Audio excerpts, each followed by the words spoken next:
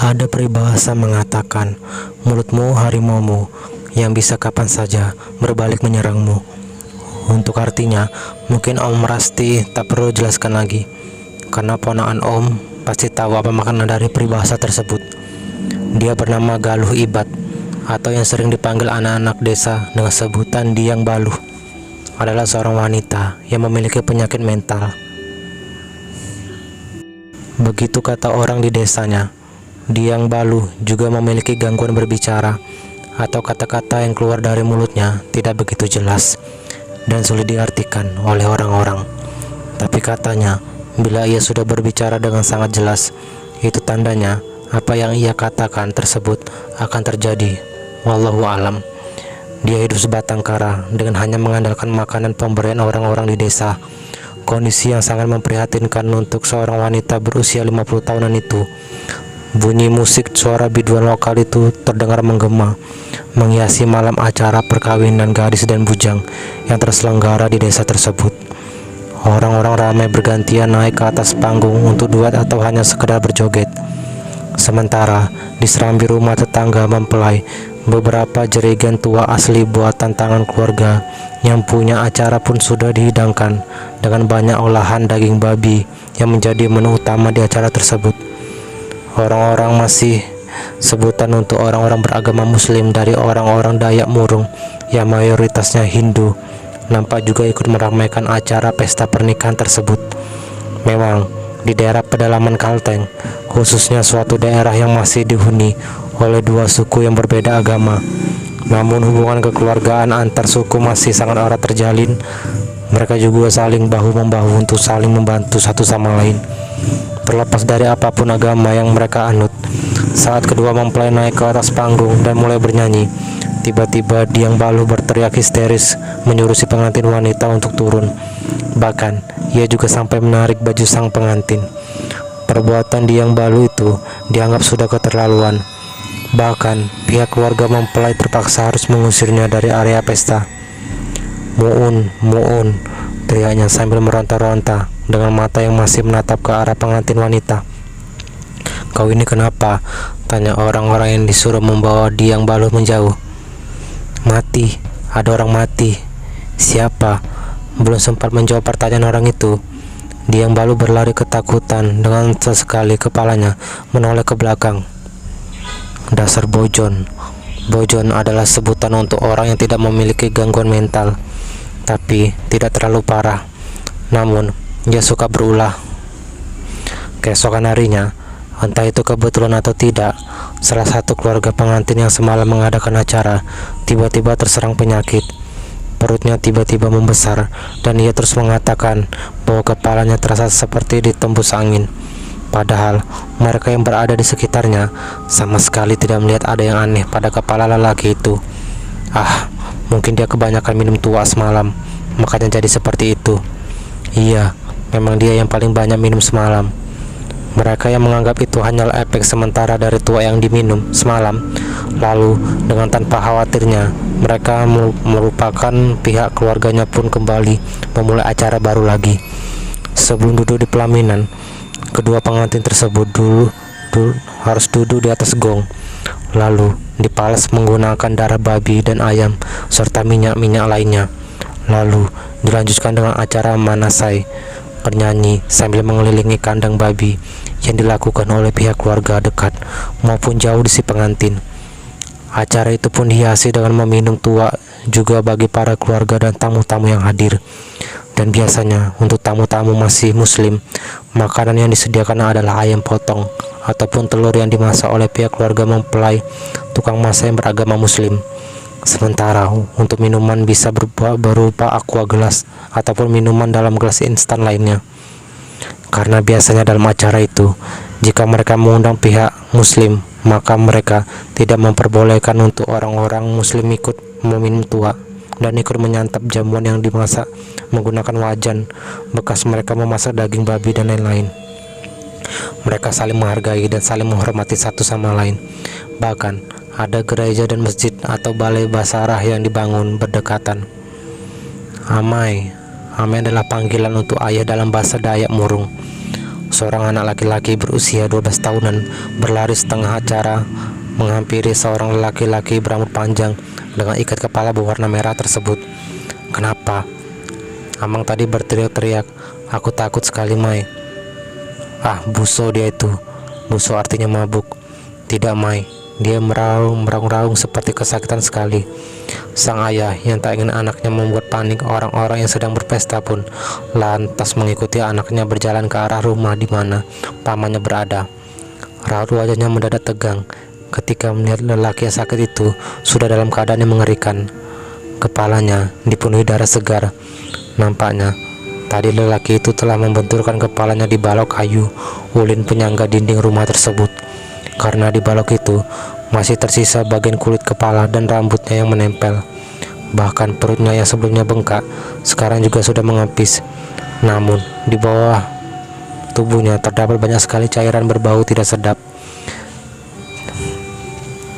Bagian perutnya yang sebelumnya bengkak sekarang juga mengempis. Saat dicek nadinya oleh Amang Buto, rupanya lelaki itu sudah mati. Rasa tak menyangka, Amang Buto berulang-ulang kali mengeceknya kembali. Namun tetap saja lelaki itu sudah mati. "Amang, kenapa, Mai?" Tanpa menjawab pertanyaan anaknya, Amang Buto langsung beranjak dan berlari ke arah pesta, berlangsung untuk mengabari pada pihak keluarga tentang kematian saudaranya itu. Cilik mati!" Teriak Amang Buto sontak membuat mereka yang memainkan alat musik tradisional seperti kangkanung, agung, dan gegandang yang mengiringi tarian Manasai itu berhenti. Sesampainya mereka di rumah tersebut, mereka kaget. Bahkan seorang nenek tua yang ikut memastikan itu pun langsung pingsan setelah melihat kondisi mayat lelaki itu. Suasana pesta pernikahan yang sebelumnya semarak kini seketika berubah. Suara tangisan di mana-mana. Bahkan beberapa tamu pun terpaksa pulang karena pesta dihentikan. "Kenapa bisa seperti ini?" tanya sepupu Amang Buto. "Entahlah, aku sendiri pun tidak tahu penyebabnya. Yang pasti, saat tadi aku ke sini, aku sudah menemukan dia dalam keadaan seperti itu. Aku rasa dia kena santet." "Hus, bicara apa kau ini? Kita sendiri tahu Cilik itu seperti apa. Tidak mungkin kalau dia disantet orang. Mungkin saja faktor iri atau hal lain. Dan perlu kau tahu, orang baik bukan berarti tidak pernah berbuat salah. Oleh karena itu, bisa jadi ada kesalahannya yang menyakitkan hati orang." Amang Buto menggeleng. Ia tetap yakin saudaranya itu tidak pernah melakukan hal-hal yang menyakitkan hati orang.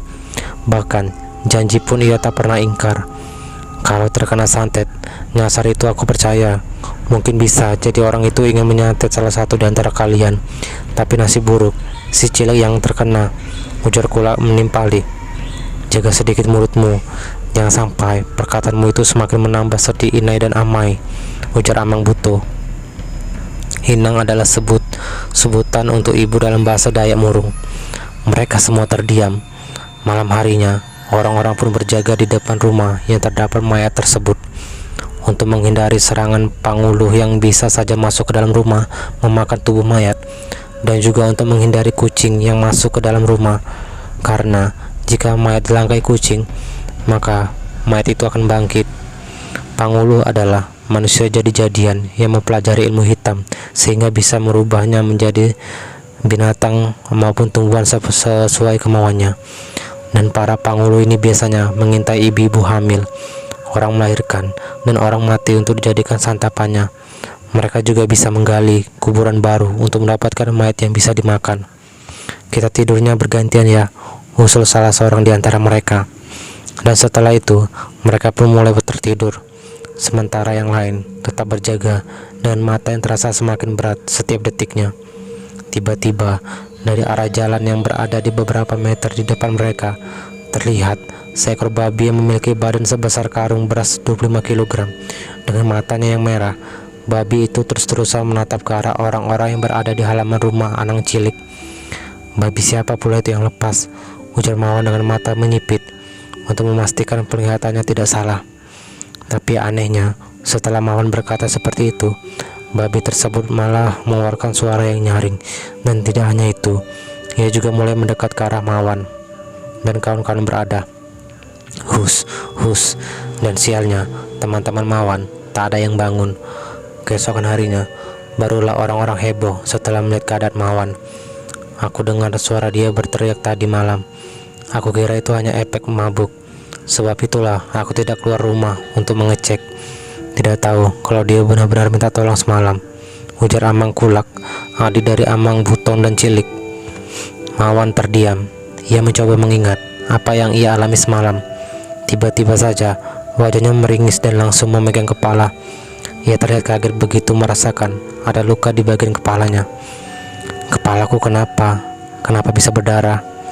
Orang-orang yang berada di sekitarnya langsung saling tatap satu sama lain mendengar pertanyaan Mawan. Sebentar, aku ingat. Semalam, aku melihat babi, matanya merah. Dia bersuara ngok-ngok dan lalu mengejarku, ujar Mawan kemudian. Kau yakin itu babi? Mawan menggeleng. Kurasa itu Panguluh, jawabnya. Tiba-tiba, salah satu orang yang berada di sana jatuh pingsan, tepat menindih tubuh Mawan yang masih mengelus-ngelus kepalanya. Oneng inaimu, jerit Mawan kaget. Bahasa murung oneng inaimu ini bermakna tidak baik, yang intinya menyebut taluh tak kawen lain milik orang tua perempuan. Plak, Mawan langsung menampar mulutnya sendiri. Sebagai bentuk penyesalannya telah mengeluarkan kata-kata kotor itu pada orang yang jatuh menimpanya tersebut. Amang Buto dan yang lainnya lantas segera membantu Amang Ciang yang merupakan saudara sepupu mereka itu. Ia dibaringkan ke rumah Amang Kulak yang tepat berada di sebelah rumah Amang Cilik. Mereka menatap Amang Ciang dengan tatapan cemas dan khawatir. Cukup lama ia tak sadarkan diri. Bahkan sampai jam tua yang terpasang di dinding rumah itu pun menunjukkan pukul 1 siang pun Amang Ciang belum juga siuman. Ruam-ruam merah muncul di kulit tubuhnya yang semakin lama mirip seperti biang keringat. Tapi anehnya, berselang 1 jam, ruam merah yang berubah menjadi biang keringat ini semakin membesar, hingga ketika jam menunjukkan pukul 7 malam, ruam merah tadi kini sudah menjadi sebesar cacar. Tubuh Amang Ciang juga diserang demam tinggi, membuat semua keluarga jadi kalang kabut dibuatnya. Coba kamu cari daun 1000 tawar, haluskan, lalu dibalur ke seluruh tubuh, ujar ayahnya Amang Buto, yang biasa dipanggil dengan sebutan Ongko Tawut tersebut. Amang Buto bergegas keluar dari rumah untuk mencari daun tawar yang disuruh ayahnya. Setelah memetik beberapa, Amang Buto kembali masuk ke dalam rumah. Dia menghaluskan daun itu dengan cara meremas-remasnya berulang kali. Lalu setelah itu dibalurkan ke bagian dahi hingga ke bagian tubuh lainnya secara bergantian. Semalam dibiarkan dengan daun obat yang masih menempel di tubuhnya. Perlahan-lahan membuat demam Amang Ciang mulai menurun. Ia sudah siuman ketika fajar sudah hampir menyingsing. Haus, ucapnya setelah tak sadarkan diri cukup lama. Dan setelah diberikan minum, Amang Ciang pun tertidur. 3 hari telah berlalu, dan tepat di hari ketiga itu, pemakaman bagi jasad Amang Cilik pun dilakukan. Setelah 3 malam berada di rumah dan pihak keluarga juga sudah melakukan ritual yang seharusnya, paginya sekitar pukul 9-an mereka mengantarkan jasad Amang Cilik ke pemakaman. Pemakaman itu khusus Kaharingan. Setiap kuburan orang-orang yang beragama Kaharingan biasanya diletakkan juga macam-macam benda kesayangan milik orang yang meninggal itu. Bisa berupa sepeda motor, kasur, boneka, tua, arak, uang, dan lain-lain. Itu adalah bentuk pasangu mereka di sana. Pasangu bisa juga diartikan sebagai bekal harta benda, makanan, dan lain-lain sambil menunggu arwahnya diantarkan atau diseberangkan ke alam roh atau ke sisi ranjing hatala langit. Dan biasanya untuk itu mereka akan mengadakan acara tiwah. Sebelum mayat dikuburkan, terlebih dahulu oleh pihak keluarga dekat, si mayat akan diberi makan untuk bekal mereka, agar di perjalanan ke sana tidak merasa haus dan lapar. Kedua pengantin baru itu juga ikut serta dan mereka tampak sedih mengiringi jenazah keluarganya itu dibawa ke pemakaman. Setelah acara pemakaman selesai, mereka kembali ke rumah untuk berkumpul atau sekedar minum-minum. Ibu Amang Buto sudah beberapa kali jatuh pingsan karena tak sanggup melihat jasad anaknya sebelum dikuburkan. Badanku rasanya seperti terbakar, panas, serak suara Amang Ciang terdengar. Seorang wanita yang merupakan istri Amang Ciang itu terus membelai kepala dan rambut suaminya. "Air, aku mau mandi." "Mau kemana?" tanya sang istri seraya menahan tubuh suaminya yang berusaha bangun. "Mandi, aku mau mandi." "Tidak, kau terkena cacar, jadi tidak boleh kena air, apalagi mandi." Amang Ciang terus menjerit. Tak henti-hentinya, ia mengatakan panas dan panas, padahal demamnya sudah turun, sehingga membuat sang istri terpaksa harus berteriak memanggil keluarga suaminya. "Kurasa dia ini juga terkena santet," ujar Amang Kulak. "Kita adakan babalian saja untuk mengobati suamiku, tapi kita masih dalam pali, setidaknya tunggu sampai 3 hari dulu." Pali adalah pantangan. Biasanya kalau ada yang baru dikuburkan mereka tidak boleh babalian, karena babalian sendiri itu bisa mengundang penghulu dan makhluk-makhluk lainnya. Mereka akan berkeliaran sepanjang acara. Balian sendiri adalah jenis pengobatan gaib yang dilakukan oleh seorang base atau basi. "Kalau begitu, aku akan membawanya pulang ke kampung," ujar istri Amang Ciang. "Kau tahu Pali kan? Dan Ciang ini masih keluarga kami," ujar Amang Buto. "Tapi aku tidak mau apa yang sudah menimpa Cilik juga menimpa suamiku." "Tidak akan. Ciang hanya terkena cacar, sama sekali tidak ada sangkut pautnya sebagai santet," hening. Amang Kulak menundukkan kepalanya merasa bersalah. Sementara istri Amang Ciang menangis sesegukan.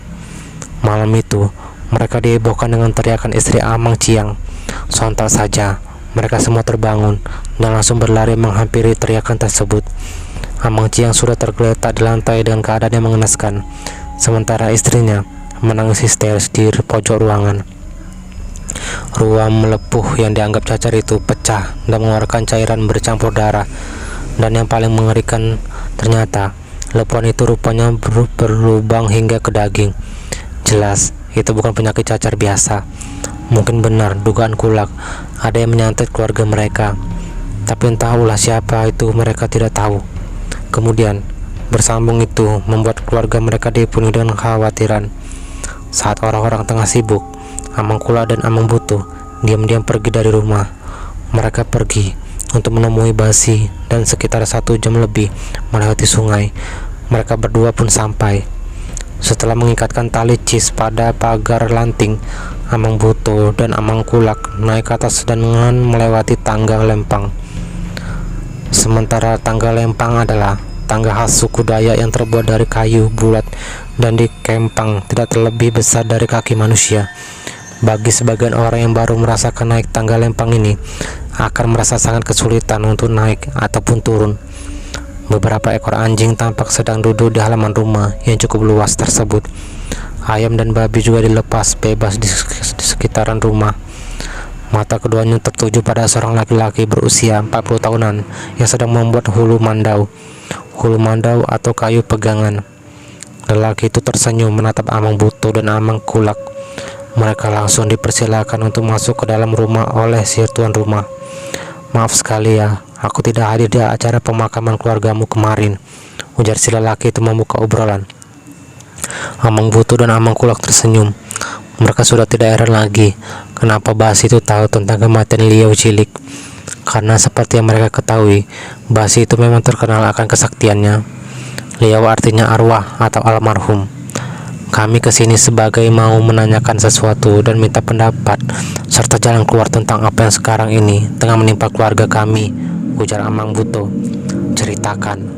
Amang Buto pun menceritakan mulai dari awal acara pernikahan sampai ketika Amang Ciang mati mengenaskan dengan seluruh permukaan kulit tubuhnya berlubang akibat ruam melepuh yang mereka kira adalah penyakit cacar. Onyi Kara pun sepertinya ada yang berusaha menghancurkan seluruh keluarga berikut dengan anak keturunan kalian dengan santet. Nafas Amang Buto turun naik setelah mendengar perkataan Basi itu. "Apa yang harus kami lakukan sekarang?" Basi menggeleng pelan, matanya menatap ke langit-langit rumah yang dipenuhi dengan sarang laba-laba. Cukup lama Amang Buto menunggu jawaban dari Basi tersebut, hingga akhirnya, tidak ada yang bisa kalian lakukan selain menunggu giliran, karena setelah jasad Ciang dikuburkan, akan ada satu lagi yang mati. Begitulah seterusnya, sampai semua keluarga kalian habis. Apa tidak ada solusinya? Tanya Amang Kuala gemetar. Aku tidak tahu kesalahan keluargaku yang apa, dan aku juga tidak tahu siapa orang yang dengan tega ingin menghabisi keluarga kami itu. Yang pasti, aku tidak akan membiarkan santet yang sudah membunuh dua keluargaku ini membunuh keluargaku yang lainnya. Apapun itu, pasti akan aku lakukan demi menyelamatkan keluarga besarku, ujar Amang Buto. Dan kau bersedia melanggar pali? Tanya Basi. Jika memang hanya itu caranya, aku siap. Basi terkekeh. Giginya yang hitam karena menginang terlihat jelas. Kalau kau melanggar pali atau melakukan balian dalam masa pali kematian, besar kemungkinan balian itu akan gagal. Belum lagi kau juga akan menyiksa Liau dengan mengadakan balian. Kau tahu kan apa yang dihindari pihak keluarga si mati? Amang Buto terdiam. Jadi memang tak ada jalan keluar untuk masalah yang tengah menimpa keluarganya itu. Baiklah, kalau memang begitu, aku hanya bisa pasrah, ujar Amang Buto pelan dan hampir tak terdengar. Malam harinya, Amang Buntat, yakni ayah dari mempelai perempuan itu, terserang penyakit. Tapi kali ini, penyakitnya tidak seperti yang diderita oleh Amang Cilik dan Amang Ciang. Amang Buntat langsung terjatuh setelah makan malam. Bahkan, untuk mengeluarkan suara saja, ia tak mampu. Saat tahu kabar itu, Amang Buto dan Amang Kulak berkeras untuk membawa Amang Buntat ke rumah Basi. Tapi tentu saja, keinginan keduanya tersebut ditentang seluruh keluarga. Akhirnya, setelah apakat berunding, keputusan pun diambil. Pagi-pagi sekali, mereka akan membawa Amang Buntat berobat, namun tidak ke tempat Basi, melainkan ke tempat Bardiansyah, atau yang lebih kenal dengan panggilan Datuk Ibar atau orang-orang di desanya. Tapi dia muslim, ujar Amang Kulak. Justru itu, dia pasti mau membantu, karena kalau Basi mereka tidak akan mau membantu kalau kita masih dalam pali, ujar Toto. Dan berangkatlah mereka membawa Amang Buntat menuju ke rumah Datuk Ibar yang berada di Leu Masih. Di perjalanan, tidak henti-hentinya istri Amang Buntat menangis sambil memeluk tubuh suaminya dengan erat. Sekitar 1 jam lebih dengan kecepatan full, cis besar milik Amang Buto pun akhirnya sampai di jamban milik keluarga Datuk Ibar. Angku hau nukat noto Datuk Ibar, oko kaun arenyan lompo. Aku duluan naik ke atas untuk mengecek Datuk Ibar ada atau tidak di rumah, ujar Amang Buto.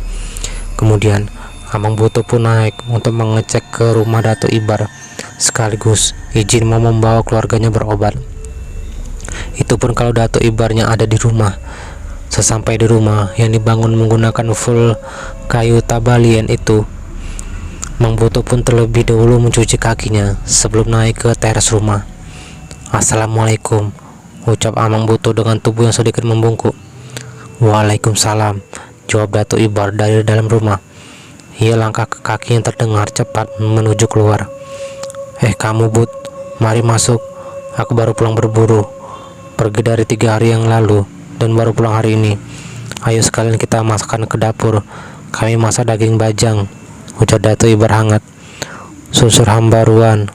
Sebenarnya aku kemarin mau membawa keluargaku si Buntat disakit terkena kiriman orang. Astaga, raut wajah Datuk Ibar terlihat serius mendengarkan cerita Amang Buto. Bawa saja dia kemari, ujar Datuk Ibar setelah Amang Buto selesai bercerita. Amang Buto bergegas menuruni tangga lempeng. Lalu mereka bertiga menandu tubuh Amang Buntat menuju ke atas. Beberapa tetangga yang rumahnya berdekatan dengan Datuk Ibar nampak mendekat, melihat ketiga lelaki itu menandu orang dan membawanya masuk ke dalam rumah Datuk. Di rumah, Datuk Ibar sudah menyediakan kasur untuk Amang Buntat. Setelah dikeluarkan dari tandu, Datuk Ibar nampak kaget melihat keadaan Amang Buntat pada saat itu. Tubuhnya mulai membiru dan menggigil. Datuk Ibar mengecek suhu tubuh Amang Buntat, lalu tangannya turun ke bagian leher, kemudian dada. Dan pada saat menyentuh dada Amang Buntat, Datuk Ibar langsung menarik tangannya dengan cepat. Wajahnya menegang. "Bagaimana?" tanya Buto. Dato' Ibar mengangguk. "Santet," jawabnya singkat. Amang Buto menarik napas panjang. "Apa Dato' bisa mengobatinya?" "Aku tidak bisa memastikan, tapi aku akan berusaha semampuku. Kalian beristirahat lebih dulu. Aku akan mencari bahan-bahan yang diperlukan untuk pengobatan malam ini," ujar Dato' Ibar.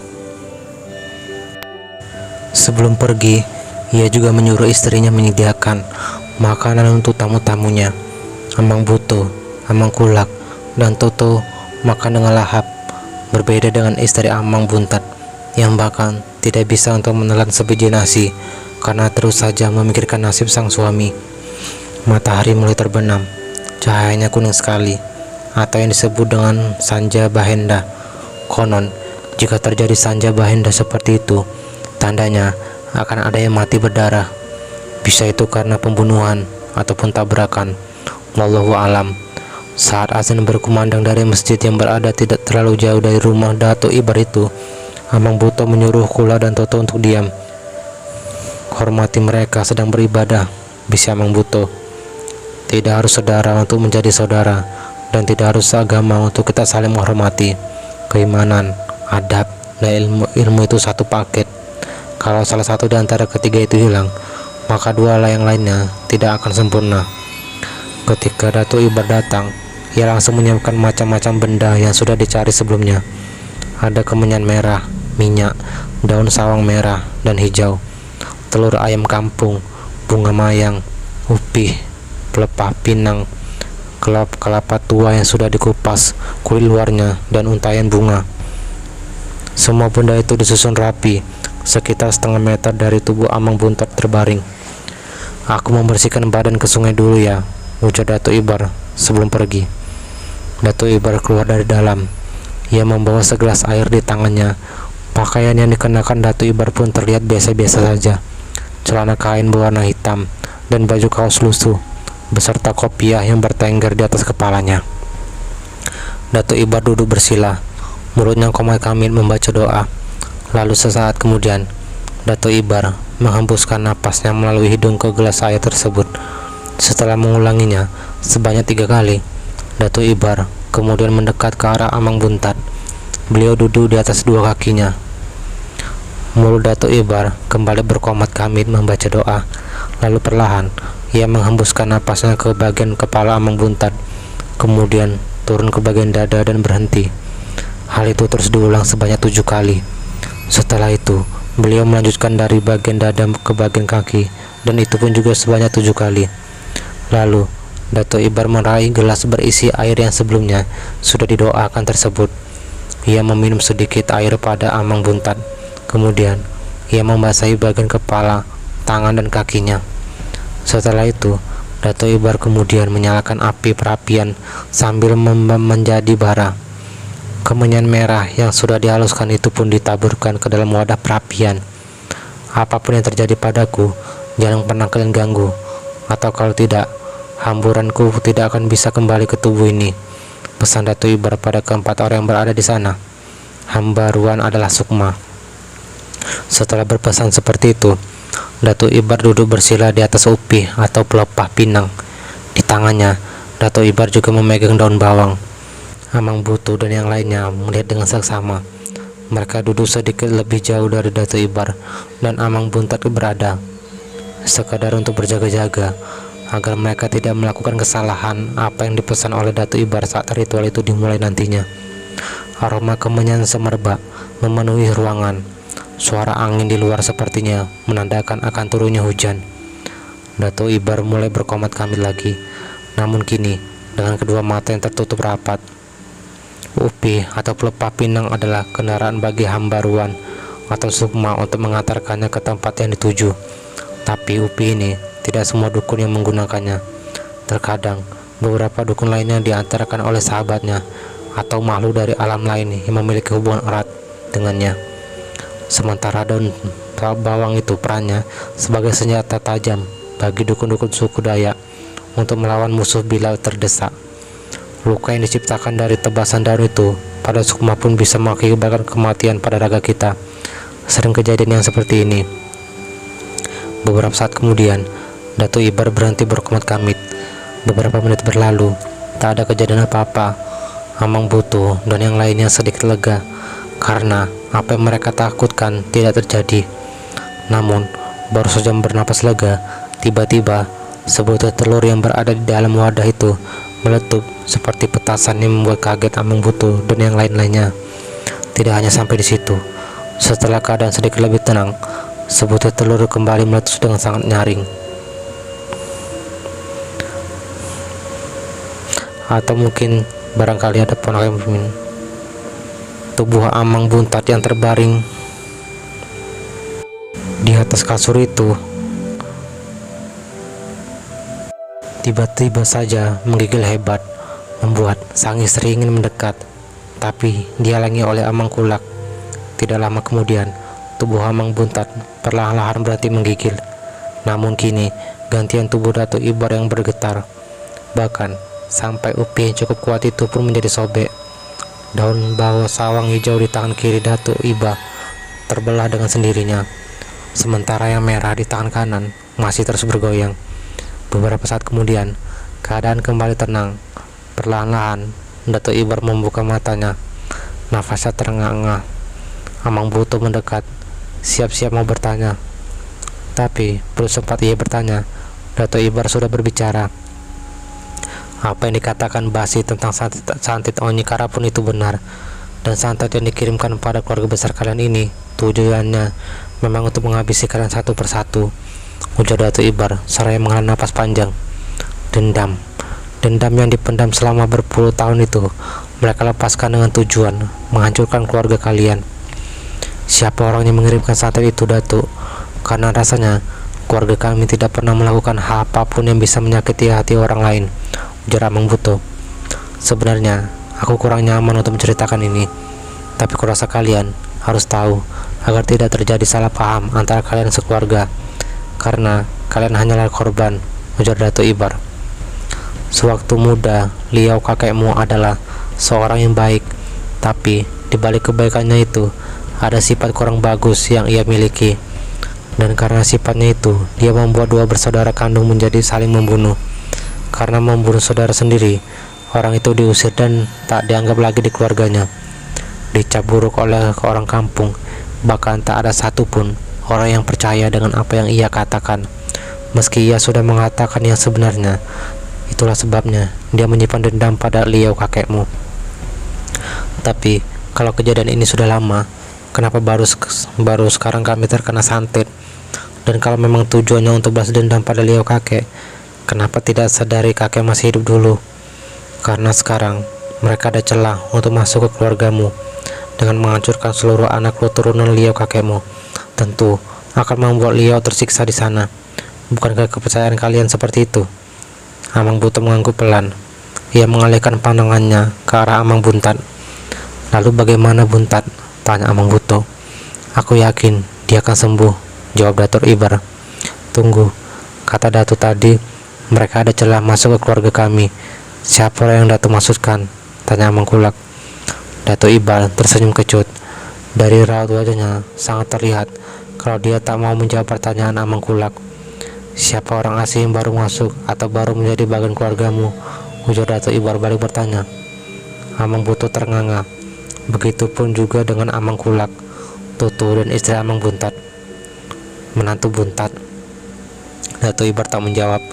Beliau kemudian beranjak dari duduk, menaruh bunga mayang dan untayan bunga ke dalam ember kecil, lalu mengisi ember itu dengan air dan kemudian mencampurkannya dengan minyak. Ember itu diletakkan di dekat Amang Buntat terbaring. Mulut Datuk Ibar berkomat kamit seraya meniupkan napasnya beberapa kali ke ember berisi air. Perlahan-lahan Datuk Ibar mengambil air dari dalam ember menggunakan tangannya. Lalu ia usapkan air tersebut ke bagian kepala Amang Buntat hingga ke kakinya. Lalu setelah itu Datuk Ibar mengambil ayam kampung yang sudah disediakan. Ayam yang berada di pegangan Datuk Ibar itu kemudian diputar membentuk huruf O di atas tubuh Amang Buntat. Ayam tersebut mengeluarkan suara seolah kesakitan. Tidak berapa lama kemudian Datuk Ibar langsung berlari keluar untuk melepaskan ayam tersebut ke halaman rumah. Suara ayam itu membuat Amang Butu dan yang lainnya saling bertatapan. Saat Dato Ibar masuk, ia mengambil sejumpat beras dan menggenggamnya erat. Mulut Dato Ibar kembali berkomat kamit. Lalu setelahnya, beras itu ditaruh di atas kepala Amang Buntat. Kalian beristirahatlah dulu, karena semuanya juga sudah beres. Amang Butu dan yang lainnya menghela napas lega. Urusan menantu Buntat itu nanti mereka akan diuruskan setelah semuanya benar-benar aman. Keesokan harinya, keadaan Amang Buntat mulai berlangsung membaik. Biru di tubuhnya pun juga sudah memudar, dan Amang Buntat juga sudah siuman, meski ia masih sangat lemas untuk bangun sendiri.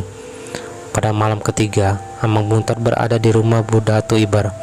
Ia dimandikan untuk menghilangkan sisa penyakit kiriman itu, sekaligus untuk memagar dirinya. "Bagaimana di sana?" tanya Amang Butu ketika Toto kembali dari desa mereka. "Aman, tidak ada yang meninggal lagi." Amang Butu menarik napas lega. "Untuk rasa terima kasih kami sekeluarga pada Datu, kami menghadiahkan tanah ladang kami yang di daerah untuk Datu," ujar Amang Butu. "Dulu tanah ladang atau kebun di daerah sana memang tidak memiliki surat resmi, tapi meski begitu, tidak ada orang yang akan mengambil tanah itu ataupun mengakuinya. Apa itu tidak berlebihan sekali? Masalahnya, setahuku tanah itu sangat luas." Amang Butu tersenyum. Ia tak mengatakan apa-apa lagi. "Nanti setelah ini, kita juga akan mengadakan acara angkat pahari," ujar Amang Kulak. "Biasanya, setelah si sakit sembuh, maka mereka akan mengadakan acara hak angkat. Bisa itu diangkat sebagai saudara, anak, ataupun orang tua, dan itu sudah hampir menjadi keharusan bila berobat dengan suku Dayak." Di akhir cerita, dikatakan bahwa menantu Amang Buntat tetap dibiarkan tinggal di tengah-tengah keluarga mereka, dan tetap diperlakukan sebagaimana layaknya seorang menantu, sebagai penebusan atas kesalahan kakek mereka di masa lalu. Dan terlebih lagi, mereka tak ingin mengulang kesalahan yang sama, yang hanya akan melahirkan dendam lainnya pada anak keturunan mereka nanti.